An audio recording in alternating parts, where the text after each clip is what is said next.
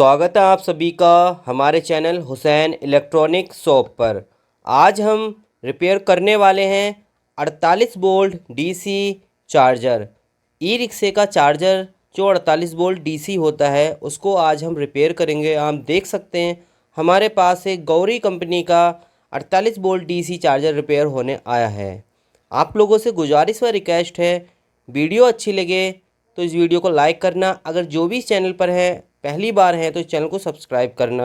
Video काफ़ी interesting होने वाली है और काफ़ी नॉलेजेबल, तो आप लोगों से गुजारिश है कि आप एंड तक इसको वॉच करना। आप देख सकते हैं कि इस ई रिक्शे के चार्जर का ट्रांसफार्मर पूरी तरीके से जल चुका है, यानी कि जो रिपेयर हम करने वाले हैं इसका जो चार्जर है, इस चार्जर का ट्रांसफार्मर पूरी तरीके से जल चुका है। और आपको इस चार्जर की एक बात बताते हैं। आप देख सकते हैं इसके अंदर लकड़ी लगाई गई है, यानी कि इसकी कॉइल के अंदर लकड़ी लगाई गई है। और दोनों साइडों से हम देखने की कोशिश करते हैं कि लकड़ी कितनी है। आप देख सकते हैं उस साइड भी लकड़ी लगी है और इस साइड भी लकड़ी लगी है। यह लकड़ी क्यों लगाई गई है? यह लकड़ी इसलिए लगाई गई है कि जो कॉइल है, यानी कि जो इस ट्रांसफार्मर की कॉइल है वो 3 इंची की कॉइल है, और लकड़ी लगाने से इसमें पत्ती 2 इंची लगी है, यानी कि 1 इंच लकड़ी लगाकर कॉइल को छोटा कर दिया गया है, जिसके कारण यहाँ पर कंपनी वालों ने पत्ती की चोरी की है। यानी कि जो इसमें पत्ती लगाई गई है वो 3 इंची लगाना थी, बट कंपनी वालों ने लकड़ी को लगाकर कॉइल को छोटा कर दिया। कॉइल 2 इंची की हो गई और उससे 1 इंची की पत्ती बचा ली, यानी कि 1 इंची की पत्ती चोरी की है। आप देख सकते हैं ये कंपनी वाले कितना फ्रॉड करते हैं। मैंने ये दिखाने की कोशिश की है इस कॉइल को रखकर ट्रांसफार्मर पे कि 1 इंच से लेकर 1.25 इंची तक कंपनी वालों ने चोरी की है। आप देख सकते हैं कितना छोटा और कितना पतला ट्रांसफार्मर यहाँ पर आपके साथ एक फ्रॉड करके ये कंपनी वाले आपको दे देते हैं, जिसके कारण आए दिन आपको परेशानी का सामना उठाना पड़ता है। और आपको दिखाई दिया है हमने कि ट्रांसफार्मर की कैसी स्थिति है, तो अब जल्दी जल्दी इसको रिपेयर करने की शुरुआत करते हैं। और सबसे पहले इसके दोनों कनेक्शनों को अलग कर लेते हैं जो कि डाइगोड की प्लेट से अटैच रहते हैं, यानी कि ये ट्रांसफार्मर के मेन तार होते हैं। इन्हीं के द्वारा 48 वोल्ट बनते हैं। हम इन दोनों तारों को जल्दी जल्दी अलग कर लेते हैं। अलग करने के बाद आप देख सकते हैं हमने दोनों तारों को अलग कर लिया है। और अब उसके बाद यह जो पंखा लगा होता है फ़ैन के लिए ये ट्रांसफार्मर से 12 वोल्ट की सप्लाई के तार निकले होते हैं।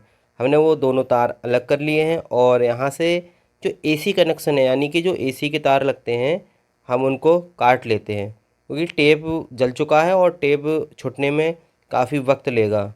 टेप काफ़ी टाइट हो गया है, तो इनको काट लेते हैं। और अब सारे कनेक्शन कुल मिला के हमने अलग कर ही लिए हैं।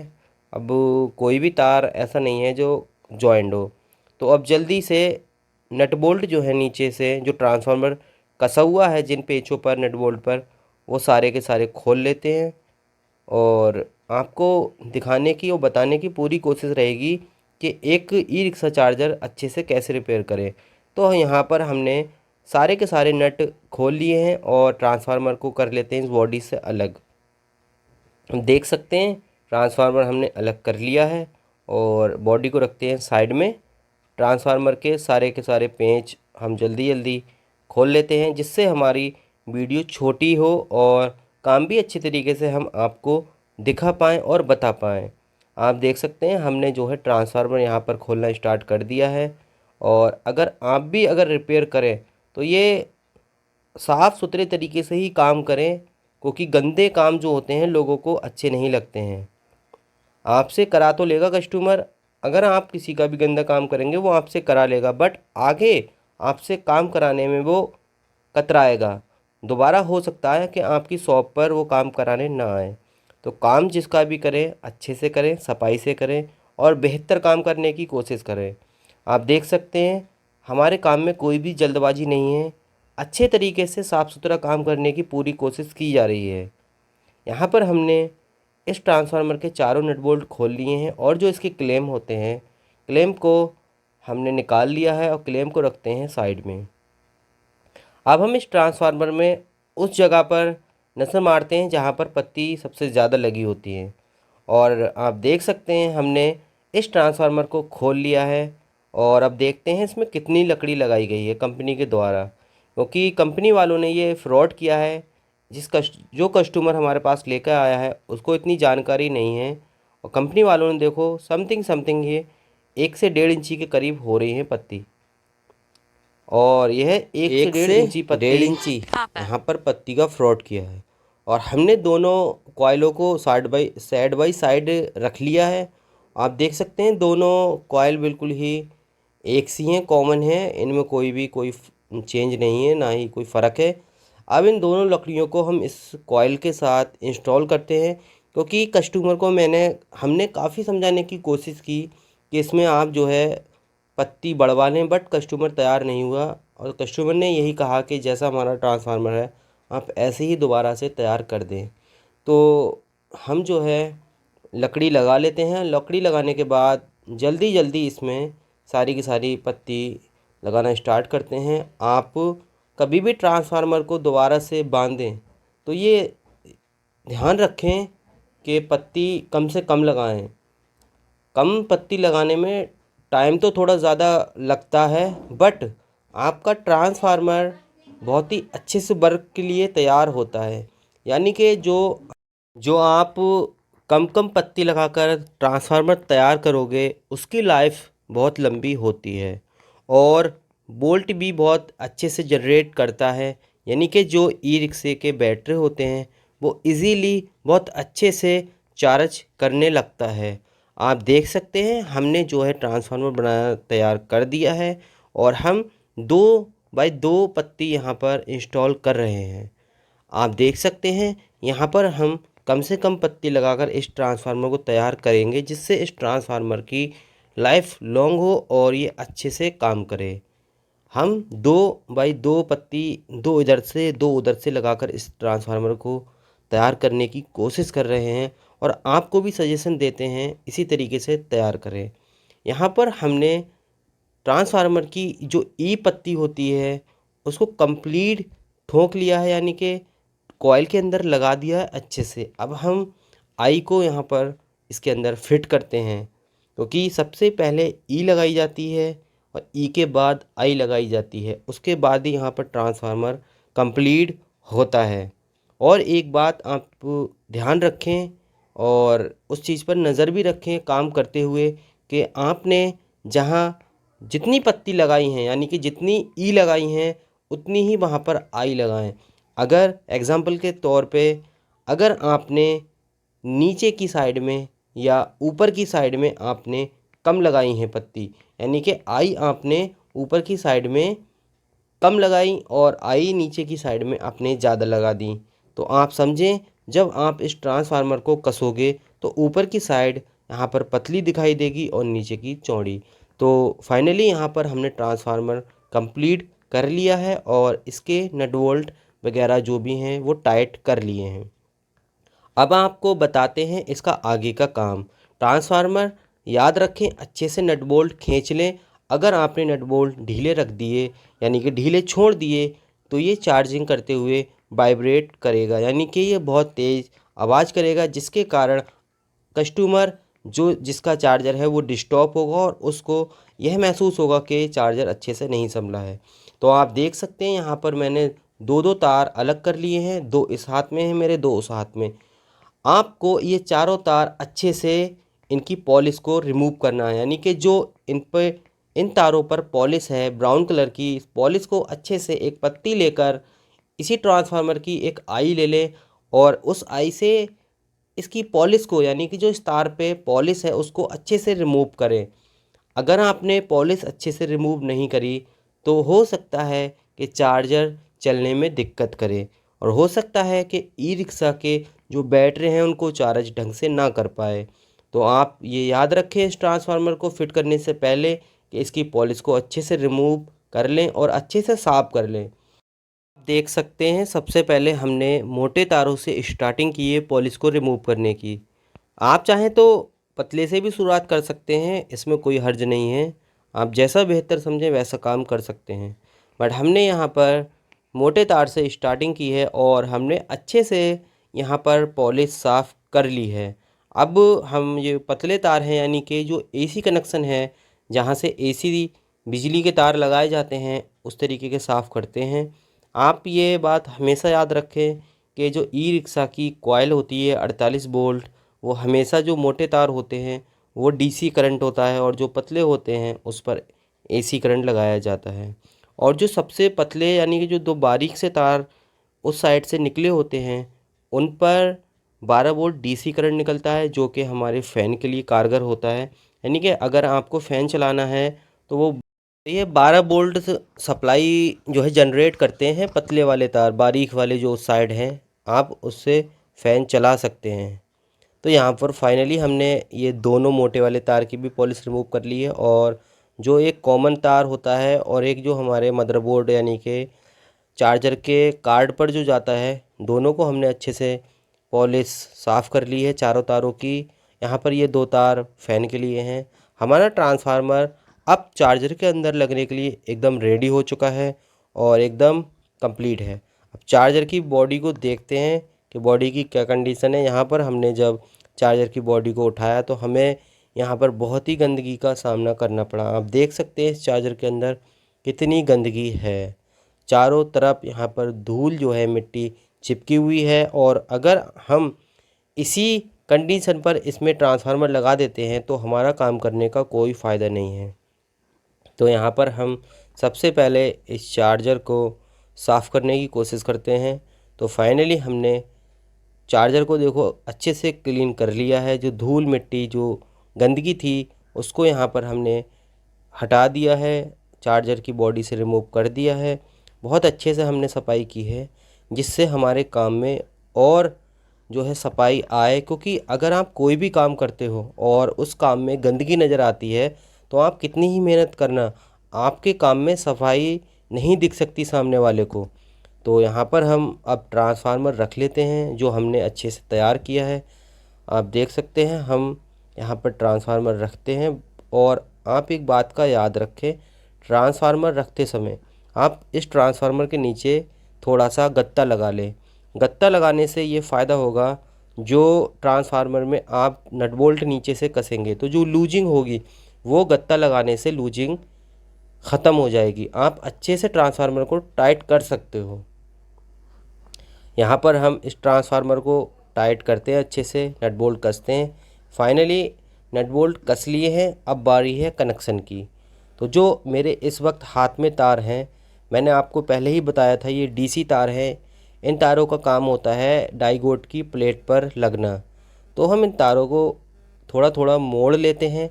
वैसे तो हम सीधे ऐसे भी लगा सकते हैं, बट मोड़ने से हमें ये होगा जो तार है तार की मोटाई डबल हो जाएगी और जिसमें हम ST2 जो सॉकेट है, ST2 जो सॉकेट है उसमें लगाएंगे तो ये अच्छे से टाइट कस जाएंगे।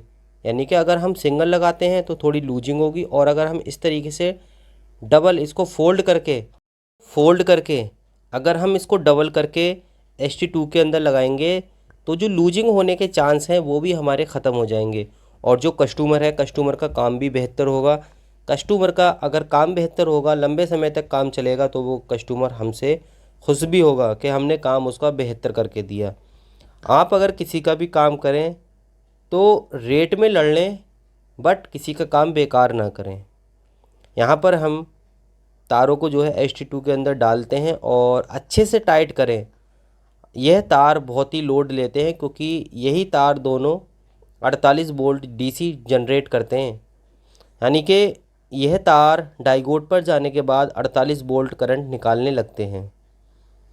अगर आपने इन तारों में लूजिंग छोड़ी, अगर आपने इन तारों के अंदर कोई भी कमी बाकी रखी, तो आपका काम करने का कोई फ़ायदा नहीं है और कस्टमर का भी अच्छा खासा नुकसान हो जाएगा। जैसे ही कस्टमर इसमें लाइट देगा और अगर लूजिंग है तो कुछ देर के बाद ये चार्जर हीट होना स्टार्ट कर देगा और जिसके कारण जो आपने कॉइल डाली है, हो सकता है वो कॉइल भी दोबारा से जल जाए। तो इन तारों को बारीकी से अच्छे से चेक करके बढ़िया तरीके से लगाएं। और अब जो है AC के कनेक्शन कर लेते हैं, क्योंकि ये तो DC वाले हो गए जो 48 वोल्ट को जनरेट करते हैं। अब बकाया काम वो कनेक्शनों का है। तो यहाँ पर आपको धीरे धीरे और अच्छे तरीके से समझाने की कोशिश की जा रही है। अगर आपको ये वीडियो लंबी महसूस हो तो आप इस वीडियो को पूरी कंप्लीट वॉच करना, क्योंकि बहुत ही ख़ास जानकारी आपकी मिस हो जाएगी। अगर आपने इस वीडियो का एंड स्किप किया या लास्ट तक नहीं देखी तो आप जो है बहुत ख़ास जानकारी छोड़ दोगे, बहुत ख़ास जानकारी आपकी देखना रह जाएगी। तो आप देख सकते हैं ट्रांसफार्मर का जो अंदर वाला तार है, जो पत्ती के साइड वाला तार है, वो कॉमन है, यानी कि हमें उस पर ठंडा तार लगाना है, यानी कि जो बिजली का डायरेक्ट तार आया है वो हमें उस पर देना है।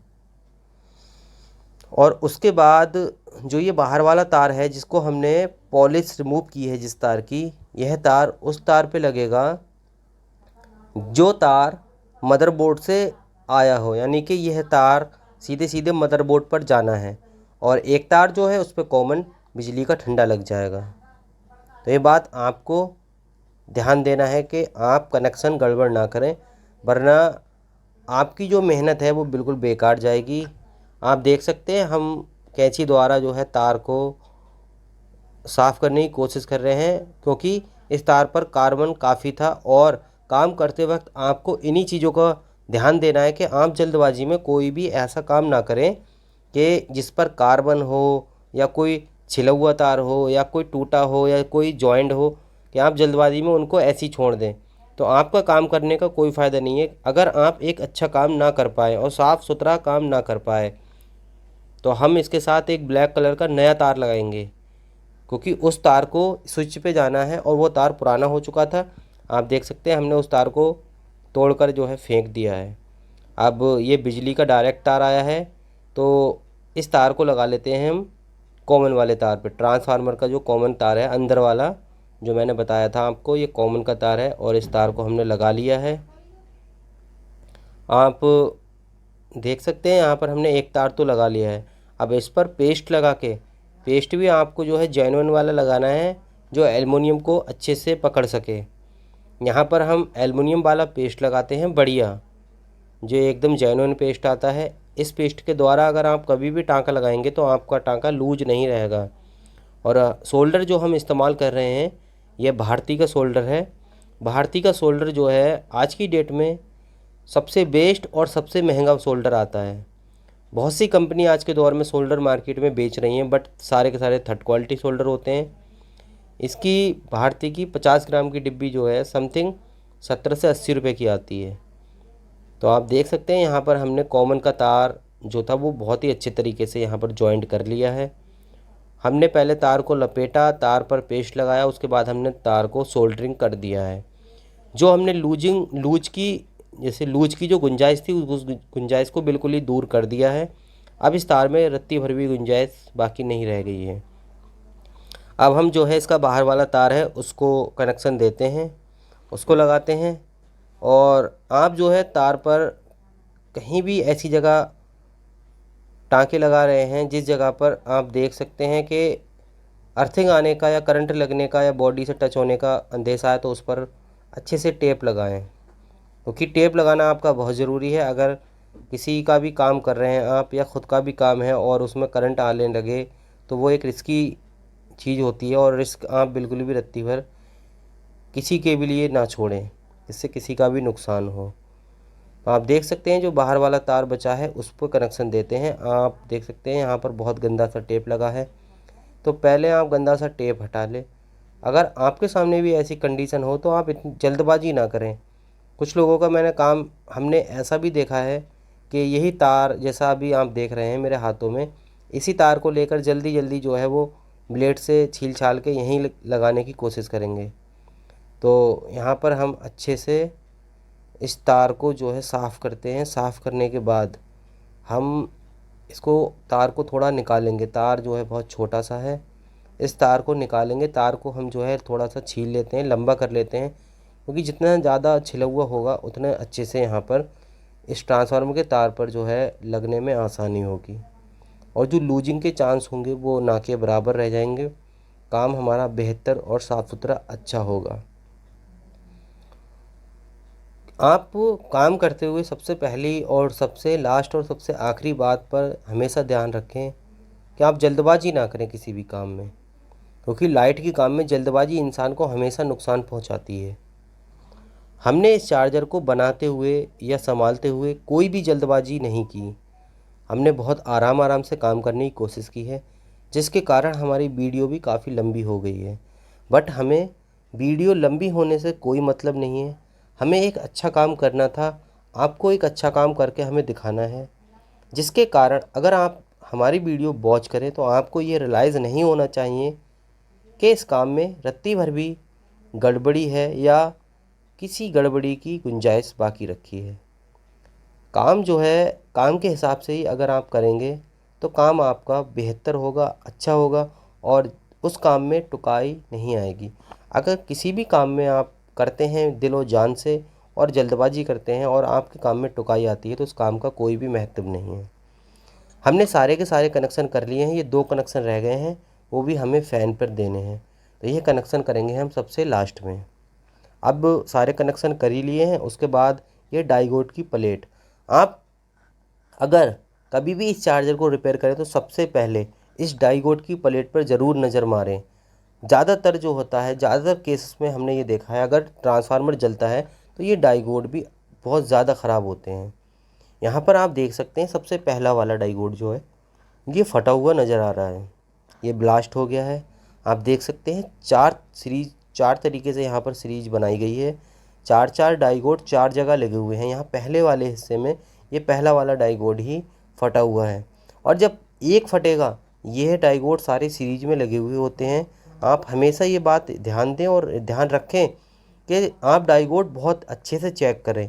अगर किसी भी सीरीज में यानी किसी भी लाइन में एक भी डाइगोड ख़राब है तो आपको यहाँ पर सारे के सारे डाइगोड चेक करना है।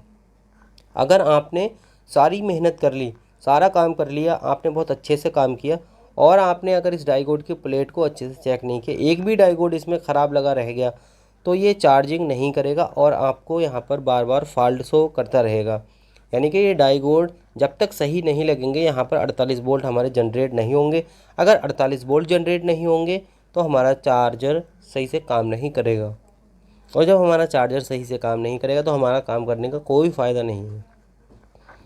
तो यहाँ पर हम अच्छे से डाइगोडों को चेक करते हैं।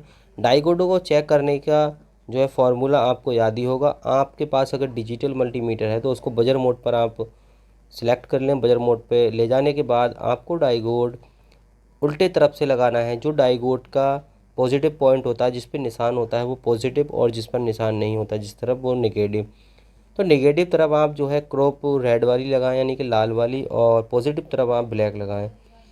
अगर रीडिंग शो होती है तो आपका डाइगोड सही नहीं है, अगर रीडिंग शो नहीं होती है तो आपका डाइगोड ठीक है। ये डाइगोड की पहचान है और कई दफ़ा डाइगोड अंदर से शॉर्ट हो जाते हैं, ऊपर से नहीं दिखते हैं।